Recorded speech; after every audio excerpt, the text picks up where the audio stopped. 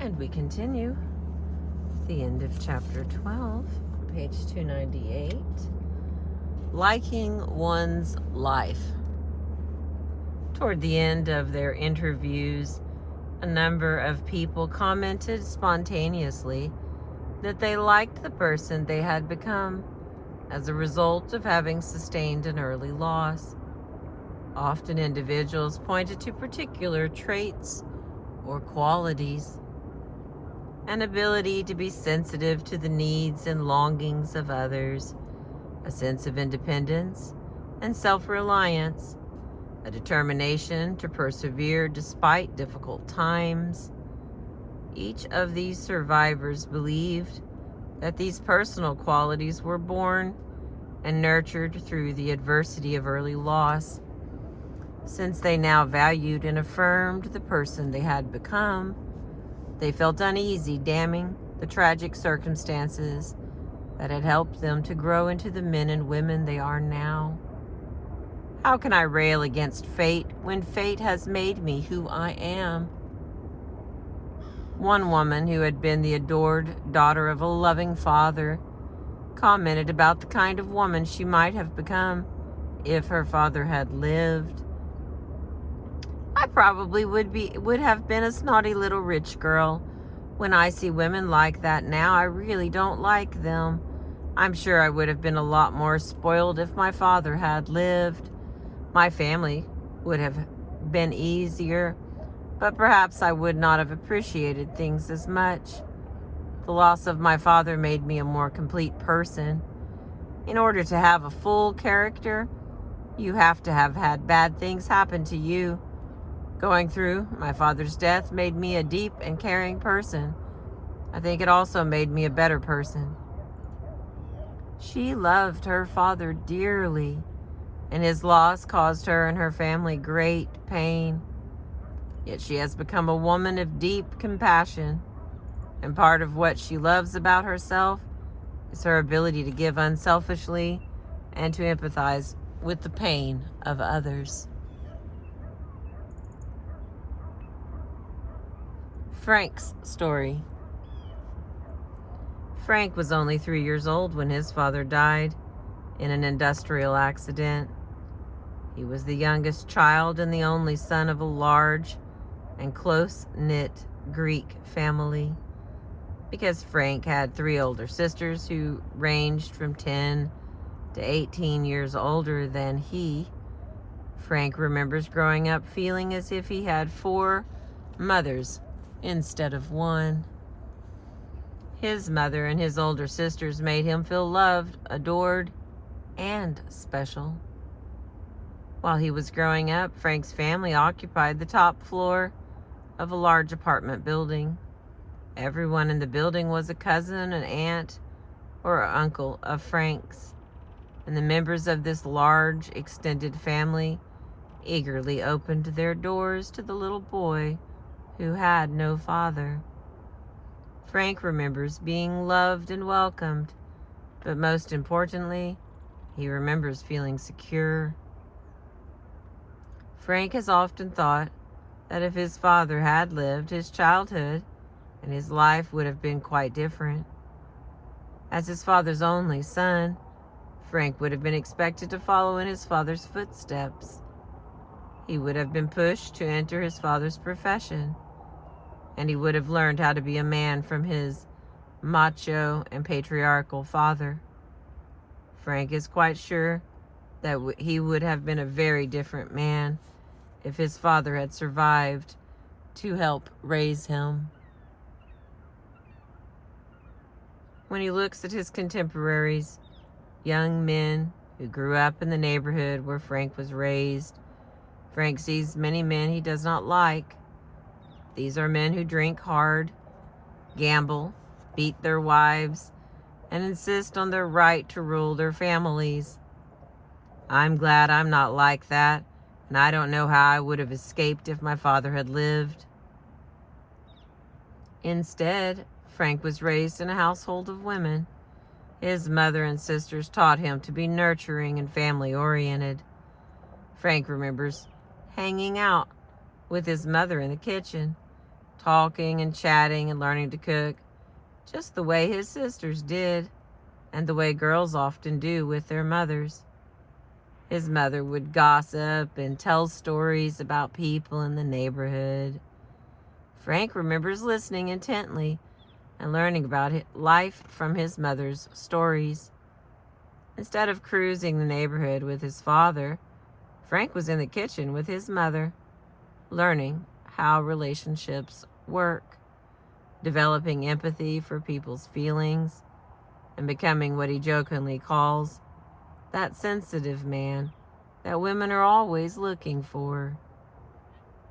Frank's mother was a gentle woman who was known as a caretaker within her community. Frank believes that he learned to be gentle from his mother. His gentleness is something he loves about himself. When he asks people about his father, he hears no stories of tenderness or softness. His father is described as flamboyant, loud, fun-loving, charismatic, but never as soft. Frank wonders what this very masculine father would have done with a gentle son, and whether or not it would have been possible for Frank to become a sensitive man if his father had lived. Frank also believes that the absence of a father gave him a sense that he could accomplish anything. There was no father to rebel against. There was also no father to set limits. His mother adored him, and she nurtured him in the belief that he could accomplish anything he set out to do. Because in his mother's eyes he could do no wrong, Frank also believes that he learned that he could get away with anything. When he did not want to go to school, he would ask his mother to write a note to the teachers. He could always charm his mother into complying with his wishes. He can even remember now the note that she would write explaining why her son needed to stay home. Like Sart, who grew up fatherless with an adoring mother, Frank grew up without a sense of his own limitations. Frank seemed to know that his father's death freed him from certain inevitable constraints. There was no king to honor. There were no dragons that needed to be slayed. Sart said of himself, "A father would have weighted me with a certain stable obstinacy. A father would have weighted me with a certain stable obstinacy, making his moods my principles, his ignorance my knowledge, his disappointment my pride, his quirks my law. He would have inhabited me. My begetter would have determined my future." Because there was no father to teach him how to be a man, Frank treasured the few lessons he was taught, and he turned some of the stories of his childhood into a personal philosophy for living. When he was 9 years old, Frank remembers he wanted to play softball with some friends. The boys discovered, however, that they did not have the right ball for their game. Frank remembers going to one of his uncles and asking for some money. Frank did not realize that his uncle had just recently been dismissed from his job and was now unemployed, needing all of his limited resources to take care of his own family. Frank's uncle reached into his pocket and gave him the $2 needed to buy the ball. When he went home that evening, Frank told his mother about the wonderful day he had had and about his uncle's generosity. Frank's mother was appalled. "Don't you know that Uncle Jimmy doesn't have a job? He must have given you his last $2 to buy that softball."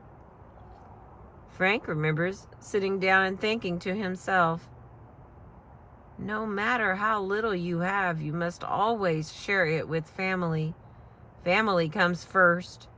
You literally give those related by blood the shirt from your back. that tied me closer than anything to my family. Throughout his life, Frank has not only been a good son to his mother, but a responsive and caring brother to his sisters. He has supported each of his sisters in times of crisis, not only emotionally but financially as well. He remembers once when one of his sisters was in financial trouble. He took a check from his savings account and signed it. He handed his sister the blank check and said to her, "Just use it if you need it for as much as you need." His sister never cashed the check, but she carries it with her still, a sign of Frank's commitment and loyalty to his family. Frank remembers going hunting at the age of 12 with another one of his uncles. He grew up in a family where boys learned to shoot guns early, and hunting was a part of family life and male camaraderie. Frank remembers sighting a deer with his rifle. He had his finger on the trigger, but he could not shoot. Frank put his gun down, ashamed at his failure to be a man. He remembers his uncle putting his arm around him and saying, "Frankie, that's okay. Not everyone has to be a hunter." His uncle was giving him permission to be the boy he was, permission that allowed him to honor his own gentle side. Frank is certain that if his father had lived, his father would not have responded similarly. His father would have insisted that he learn how to shoot, that he learn how to hunt, and that he became a certain kind of man. Frank is confident and successful. "I live my life as if I am going to get what I want, and I usually do." As he approaches his 40th birthday, Frank is pleased with the man he has become, and he is quite certain that he would have been a different man, a man he might have liked less if he had been raised by his father. Personal will. Page 302. One needs passion, courage, and determination to assume responsibility for one's destiny. In some cases, however, an almost defiant refusal to be thwarted becomes the driving force behind the creation of the self. For these individuals, no is never an acceptable answer. Oh, Lordy. When Isaac Dugashvi lost his father, a shoemaker, in boyhood, he lost a brutal oppressor, a man who beat him and spent what little money the family had on drunken binges. When his father died, the boy wanted revenge for the pain he had endured. He became fiercely determined to recreate the world in his own image and to let nothing stand in his way. He renamed himself Stalin for Man of Steel. When his father died, Stalin was freed of the shoemaker's legacy. He was no longer to follow in his father's footsteps, adhering to his father's limited ambitions. Stalin was free to create his own destiny and to inflict his vision of the world on an entire country. Fierce will does not always manifest itself as evil. For some, it is tenacious determination and an unwillingness to accept no for an answer. And we have Keith's story. Right here.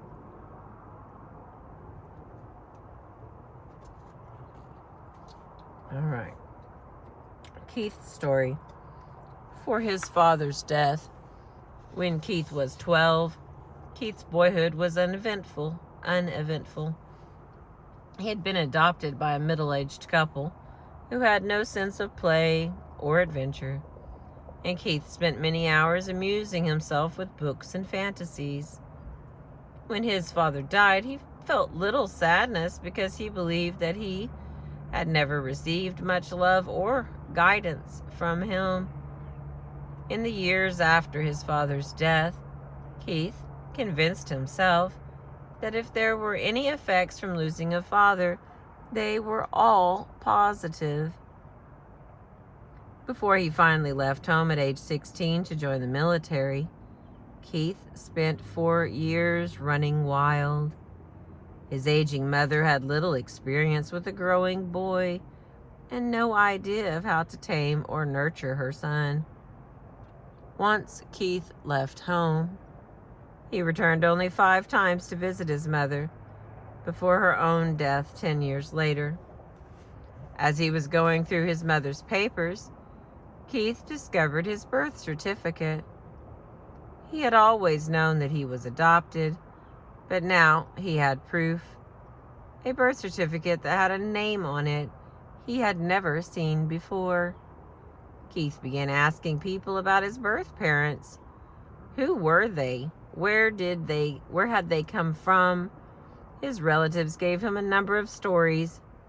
Oh, your father was a professor at the local college. Excuse me. And your mother was one of his students. No, your father was a doctor and your mother was one of his nurses. None of these was true, and Keith knew from the way his relatives told the stories that they were inventing information for their curious nephew. Keith was determined to find out who he was. For the next 10 years, Keith embarked on an off and on search to learn the story of his birth. He was tenacious in his determination to know his roots and to own his destiny fully. Knowing the year and city of his birth, Keith first went to the Hall of Records to obtain a listing of all births occurring in that year in that particular town. The list was long, but Keith held on to it nonetheless, determined to find out who his mother and father had been. For 5 years, he tracked down every woman who might possibly have been his mother. Many times he said to himself, "Why am I doing this? Do I really want to do this? Why do I care anyway?"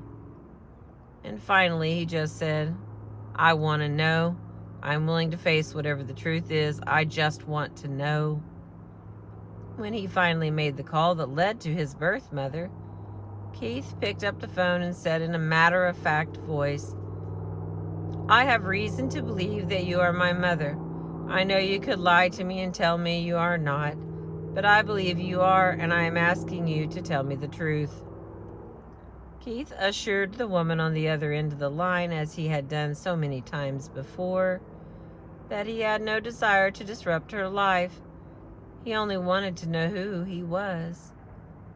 Keith's biological mother finally told him her story, the circumstances of his birth, and a few details about her family.